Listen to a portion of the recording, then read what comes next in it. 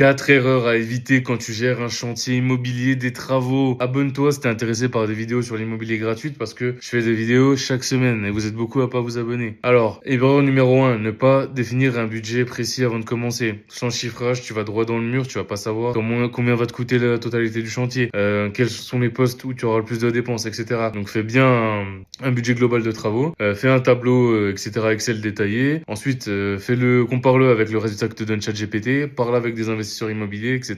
Et tu verras. 2. Choisir l'artisan le moins cher, c'est une erreur également. Pourquoi? Parce que souvent, le pas cher coûte cher. J'aime bien cette phrase qui dit que le pas cher coûte cher. Parce que tu vas avoir quelqu'un qui va venir faire les trucs à l'arrache ou qui va mal les faire, etc. Après, attention, tu peux trouver quelqu'un qui est pas cher et qui fait bien. Mais il faut tester. Donc, vraiment, compare les devis, fais des tests, prends pas forcément le moins cher parce que ça peut te coûter plus cher. Il peut mettre des matériaux de mauvaise qualité, être en retard, etc.